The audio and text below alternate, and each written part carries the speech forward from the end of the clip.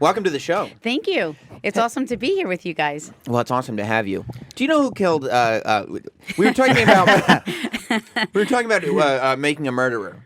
Did you see that on Netflix? No, I don't watch scary things. No, it's a documentary on a guy who spent time in prison for a murder he didn't commit, or whatever, Oh, or a rape he no. didn't Rape commit, he didn't commit. and then actually went out and committed a murder. No, we don't know. He committed the murder. Yes, he did. That's what I wanted to ask you. That's If you know who killed I don't- Theresa Hallback. I don't know anything about that. She never No. contacted you. Nothing. No. Because that's what I would think. Like if somebody.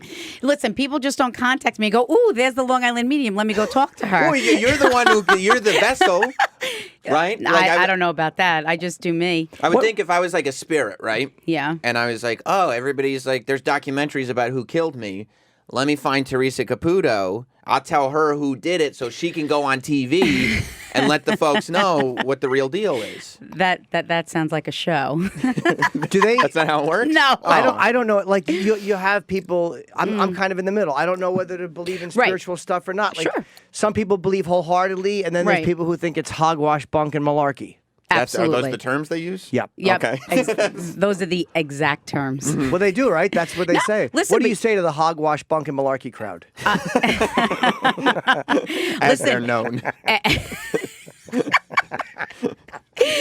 Honestly, everyone has a right to their own opinion. You Right, know, yeah. that's basically what it is. Look, I was the first one. I'm the first one to say what I do is crazy. How can someone actually communicate with someone that has died? And it took me a long time to, incorporate my gift with my faith.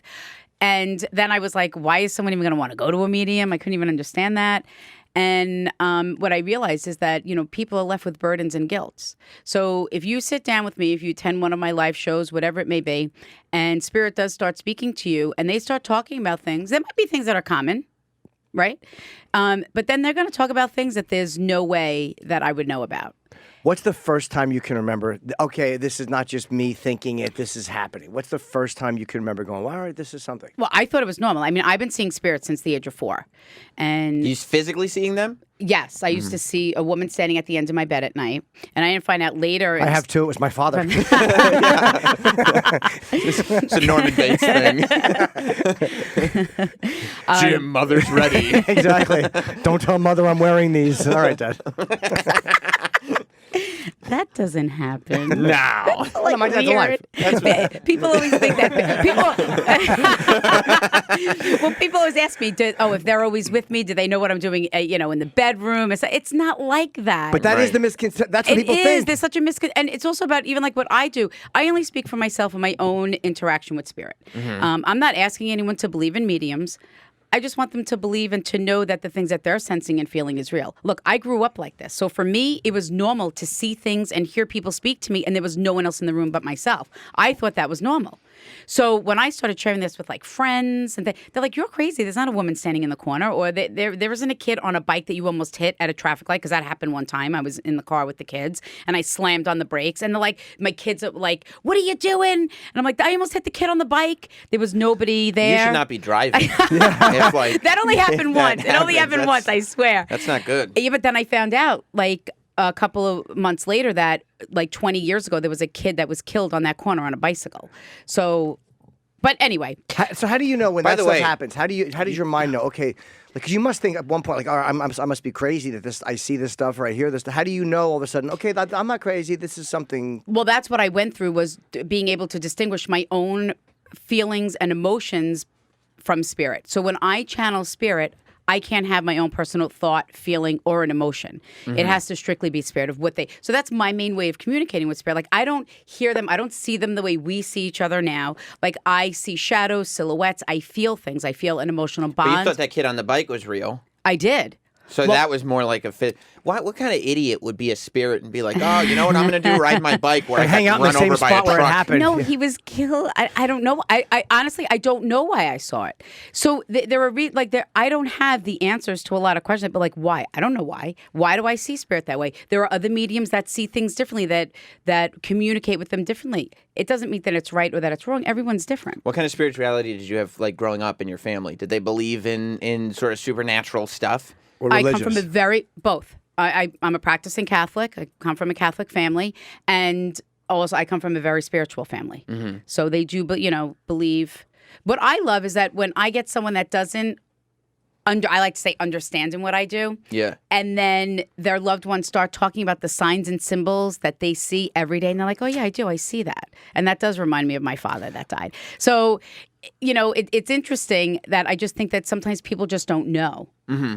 You don't think that part of it put is things like together. Like you want it, like when a person dies, like you want them to not be gone. And also you don't want to believe that when you die, you're just gone. No. And so like you start to see things and you're like, oh, that could be, and these things click into your head that you just put together. How much of when it it's is really wishful just thinking? coincidence. But that's the thing. So if someone sits with me with a reading, when someone is reconnect with the souls of their loved ones, what I started to say before were there are common things that spirit might talk about. Mm-hmm. But then I require spirit to do a lot of things that you're not expecting. Number one, I want them to channel with their personality, to show you their personality the way that they were before they died. Then what they're going to do is bring up and talk about things that happened years ago, things that you forgot about. Things that then happen since they've died to validate that they're with you through all these experiences. And then they usually will acknowledge the way that you feel about a current situation or about something that's going on. Maybe it's a conversation that you had with someone, maybe that afternoon or on their way to, maybe to the reading or wherever they were going. And that's the crazy thing. So I just did a live show a couple of weeks ago in Pennsylvania. And there was this young man in the audience. And his dad had died. And his dad was coming through saying some common things like, I am so sorry. I was not able to be the father that you deserved me to be. I'm sorry that I disappointed you. And that I wasn't, I forgot the other term that he used. So I said to the father, that's great, but I need you to validate it. He says, tell him, ask him about the post office. So I said to him, how do you connect with the post office? Because I don't have a sign or symbol for that. The kid says to me, I don't know.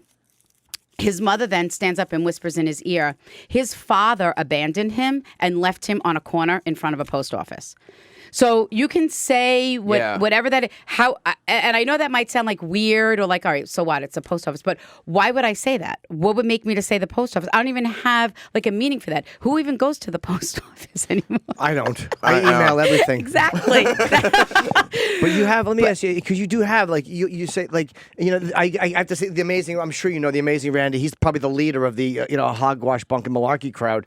That, some people call him I skeptics, don't know. but I don't. But I don't know who he is. He's honestly. a guy. He says that there's no proof of psychic stuff, and like I want to believe that there is. 'Cause Right. I don't want to be dead. Right. Like I like the idea that there's Right. something after, but it's harder and Yeah, harder Jim, to believe. sure. For you, Of if what they course. say is true, you don't want the thing that's after.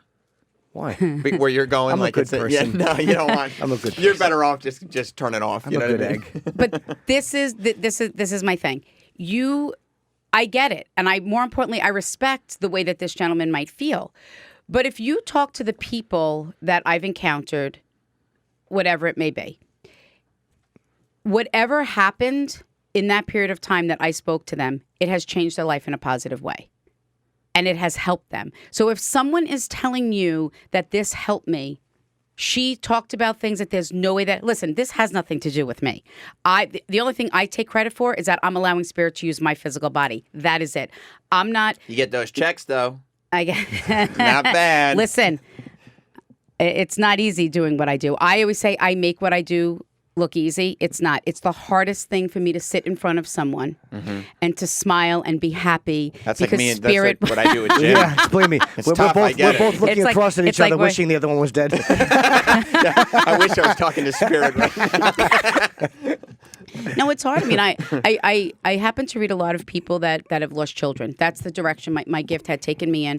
And it's hard for me to sit there, and parents aren't supposed to lose their children. Right. And then for their children, and to feel what they're feeling is just, there are sometimes I lose it, and I break down, and it's hard. But what happens within these sessions is life-changing, and it changes someone's life in a positive way.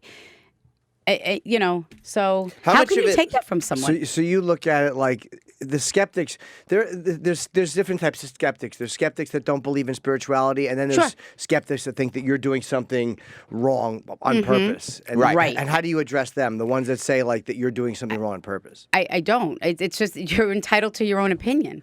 You know, I mean, I'm able to do so many amazing things to help people. There are people that come that they don't want to live anymore.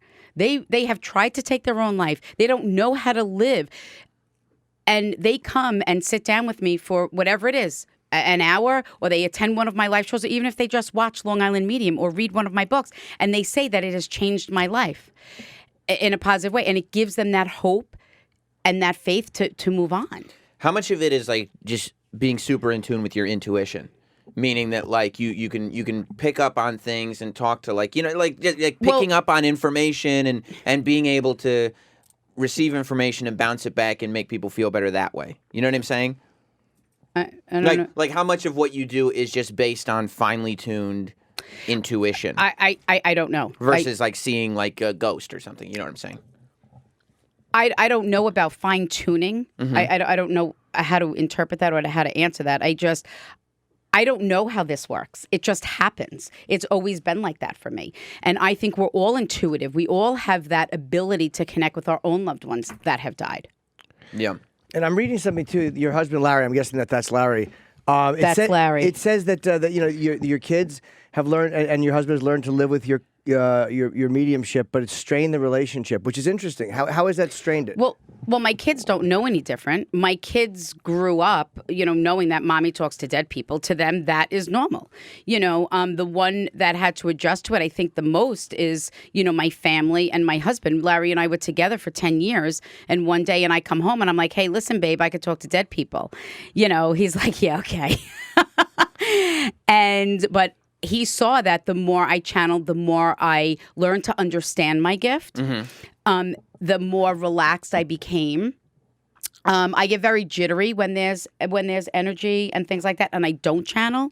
It affects me differently. I become very drained. So he saw that I was getting better. So he's like, "Yeah, go ahead, go keep talking to all the dead people you want." But I mean, now but it's were you sorry to interrupt you? Were you? Can we give a mic? I just want to ask a quick question. Yeah, he was a skeptic. Is that what you got to ask What him? number mic is that? Yeah. I'm just curious. You can go to 6. Hold on. Right over here. Hold on, microphone. Where's 6? I see 5. There it is. 6. Sorry. Okay. Hi, Larry. How are you? Good. So what? How did you first? Because that's weird. If you're dating someone, how long were you together? No, we were married. Well, you were married and had 2 kids. Well, during our dating process, she never revealed it to me. It wasn't until I seen her go through a couple of anxiety issues, which was she's empathic, so she feels things. And when she would feel things, she would go into these panic attacks. So I just thought she was crazy. And then later on, when she did seek help with a spiritual healer, she came to me and said that I could speak to the dead. And what was your first thought? Well, I tell people this all the time. I was much as a skeptic as anyone could be. But I appeased her because I knew it was helping her. And it wasn't until I would listen in to when she would do her readings with her clients that I was like, oh my God, there's something more to this. No, wait, the best is when Larry would say the story. He would go, "Hun, how did you say that? You're not that smart." He used to go, "You don't know anything about that." That's another reason why, because things that were coming out of her mouth, and me knowing her for so long, I was like, where did she come up with this information?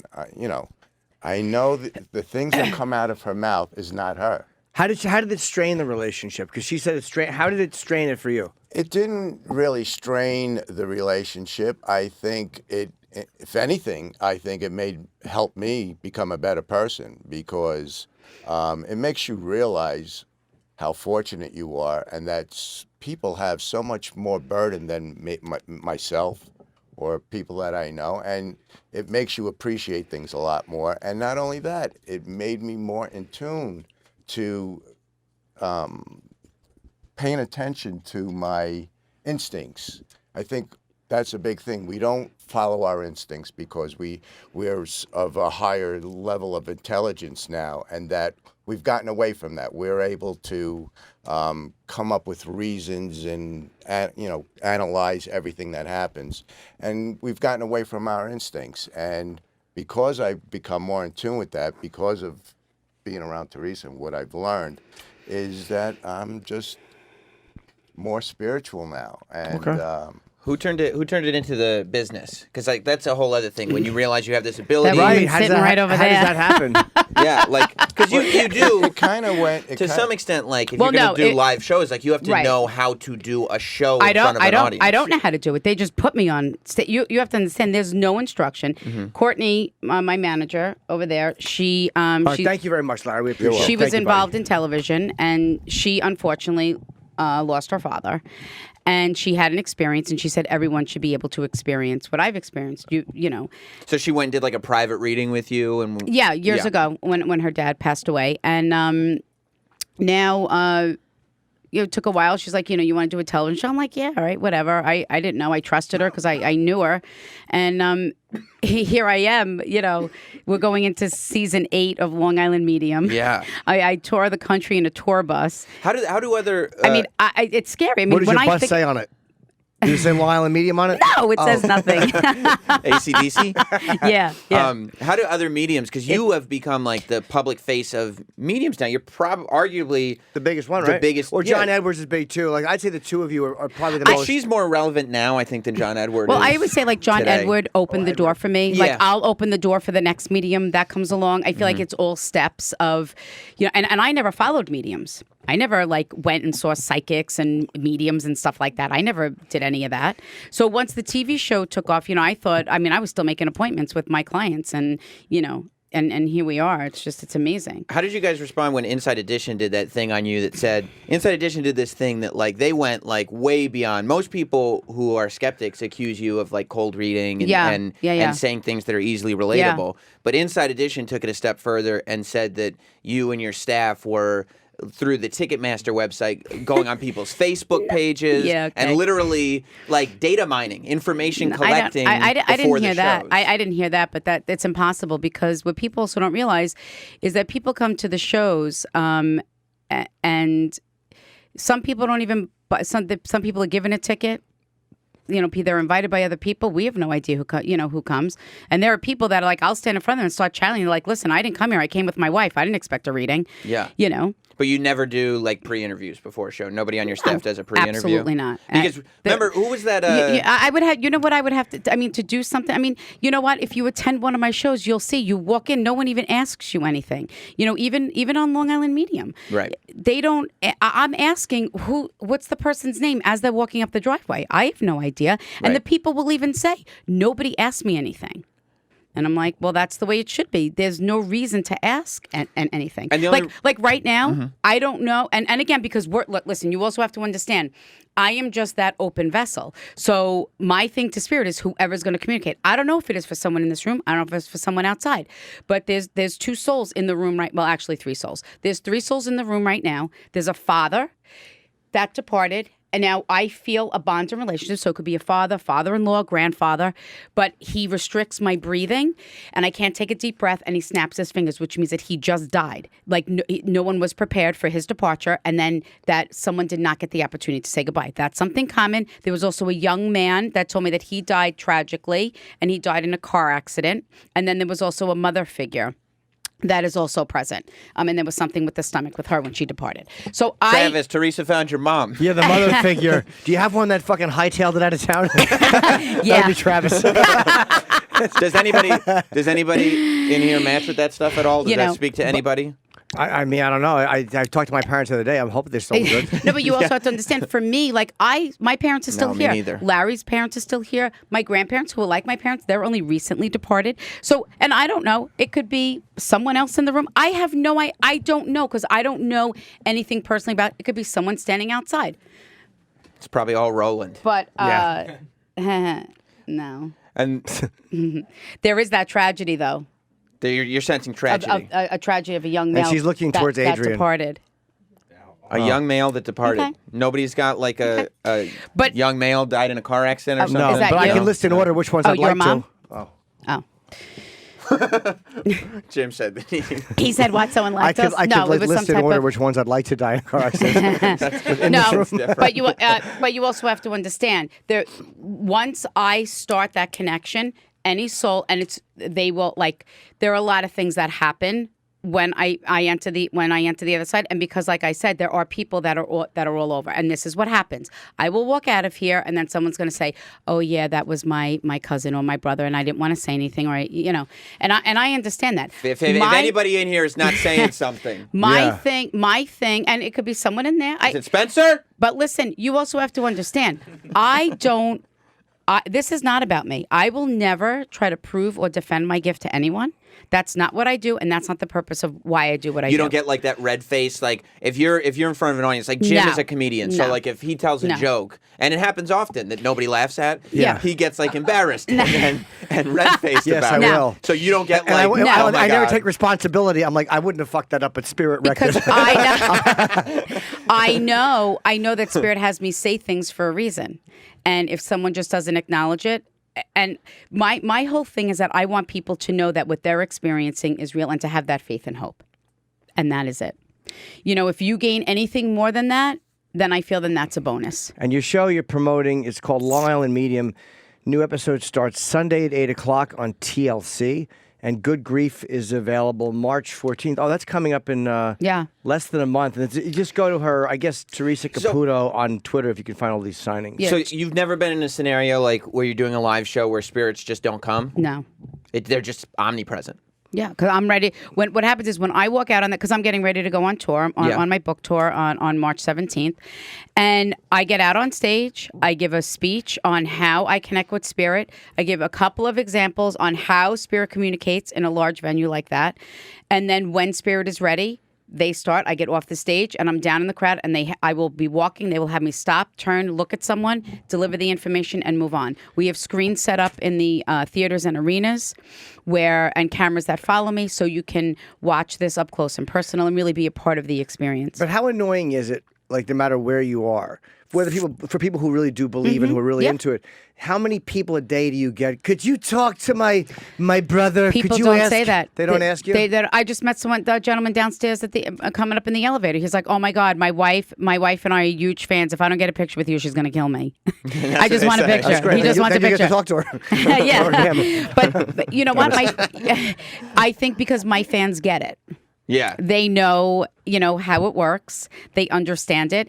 And 99% of the time when they come up to me, they're just like, "I just want to thank you. What you do has helped me. Don't stop what you're doing." And that's it. And then they go on. Do you find the people that have done similar things, not the exact same thing, that were frauds, proven frauds, do you find that I don't know irritating about because that's why I asked you the question about Yeah. the pre-interviews, because you remember the guy they caught him spiritual on healer, an earpiece. He Yeah. literally had an earpiece in I don't and wear they an picked up earpiece. the Yeah. I don't wear RF frequencies and found it. I don't know. Yeah. Do you feel like it's almost like bad comedians make comedians look bad? So do you feel when someone gets busted Yeah. doing that, it's like, fuck, that makes us all look Well, bad? I don't even know what you were referring to. I just don't bother with negativity because it doesn't prove anything. If we didn't, we'd have no show. Yeah. But you're right. I feel like that there's good and bad in every occupation, no matter what it is, whether it be a comedian, police officers, even people of clergy, and there's good and bad in everything. So, and I also feel that if you don't want to believe, I think it's very easy to also pick apart and Ruin it for everybody else. Yeah, who are you to ruin it for Right. someone? There are countless situations where I know where either marriages were going to be broken up or someone wanted to take their own life. They just didn't want to live anymore, and then they come, and then they're able to live their life. It's always nice spirit that talk to you, like that actually want to communicate. Like you Yes. don't have like that I've movie seen Annabelle. I don't know. It's like a haunted doll that No, like I don't know fucks that. up everybody's life. Terrible spirit. I could fuck up my own life, so don't worry. I don't need spirit You're to do that. No, I'm only kidding. I figured you said you dropped the F-bomb. I might as well join the party. Yeah. Well, yeah. were you ever? Because you're probably a pretty intense person either way. Were you ever a mess in life? I'm sure you've had your volatile moments.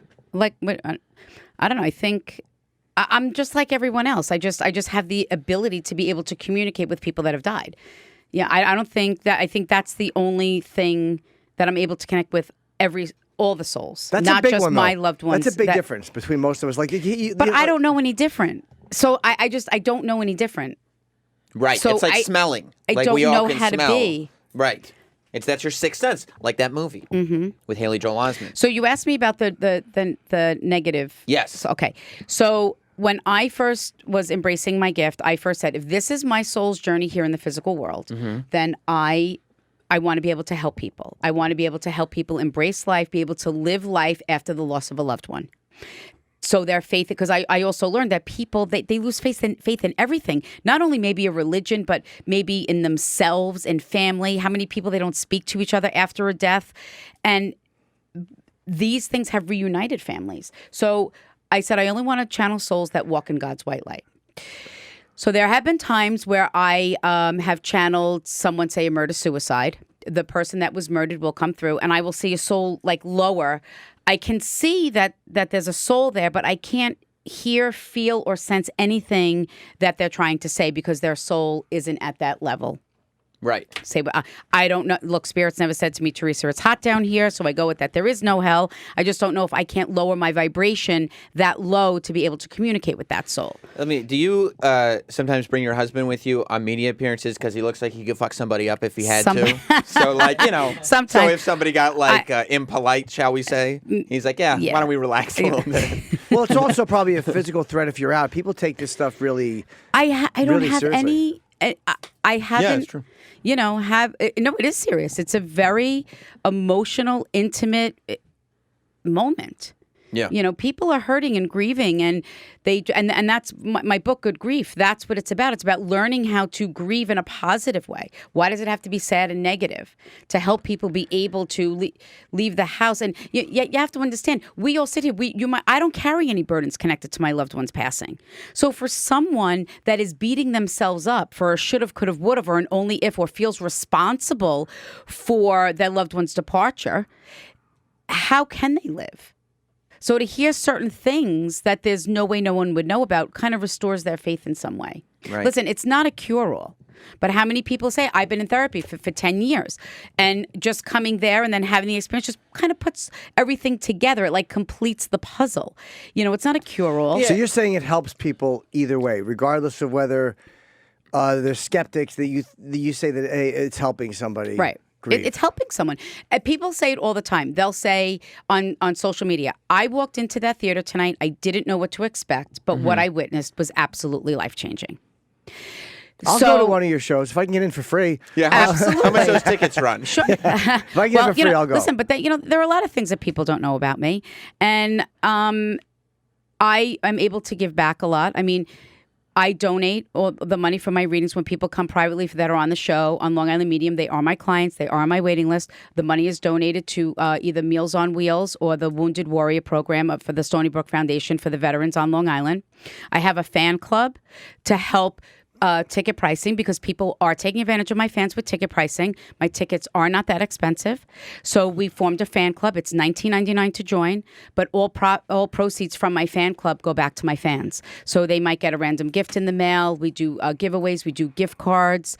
At Christmas time, we do a Pay It Forward program where you receive 2 gift cards, one for you and one for you to donate to your favorite charity. I'm able to do a lot of amazing things and help people. How long is your waiting list? Sorry, sir. I just have I don't know. I think there's like 750,000 emails, so I don't know how you can compute that into a list. You probably send dope gifts, though. Yeah. Because Spirit's like, hey, they're looking for a PS4 or whatever, and you're like, here's a PS4. Listen, there was a woman at one of my live shows, her son, she had 2 twins that died. One of her twins died, came through at one of my live shows, and he was with I said, who drank? A little boy drowned in a bathtub, and she raised her hand and she said that was my son. And he was with his father, and the girlfriend was watching the 2 boys, and she left the one boy unattended in the bathroom, and he climbed in the bathtub and drowned. He said, my mom is so upset because she can't afford my headstone. And we were able to, through the fan club, be able to get a stone for her to have in memory of her son. I did a Make-A-Wish for, just a girl last weekend in Pennsylvania. And I'm like, oh my God, this girl should not be wasting a wish on me. So I went to Tiffany and I bought her some things to make it very special. Not bad. And it wasn't even through my fan club. I did that on my own. So I know what I'm doing is good and it's helping people. So, and I'm very proud, and I consider it an honor and a privilege to channel the souls of the By departed. the way, look at that rock. I saw that ring. Not Listen, too shabby. This is 25 years of living with that man. You've earned that. I've earned this ring. Wow. I see. That was a very Caligula-like finish. I've earned this. You can watch Long Island Yeah. Medium. New episodes are starting Sunday. The 8th season, you said, right? This is actually, we're starting to film season 8 when I get So back. this from will be tour. the 7th season. This is the finishing season 7, yeah. 8 p.m. Eastern, Sunday on TLC. And, of course, Good Grief. The new book is available March 14th. Thank you for coming in, you were Teresa. fun to Thank talk you. to. And I would love I for still you don't to know if I believe it. I mean, I want to believe it. I really Sure. want it to be true. Why but don't I'm you come to still one of my basically live shows? Skeptical. If I'll you go want to- to come, I'll go to if you that. want to come, Yeah, I'll go to that. you're more than welcome to come, and I'll have you get in touch with my team, and we'll set you up with some tickets, and you come down and check it out. Let's do it. Okay. Let's do it. We'll go as a couple. Go, well, yeah. I mean, we'll both go. All right. All right. We'll take a break. We'll be right back.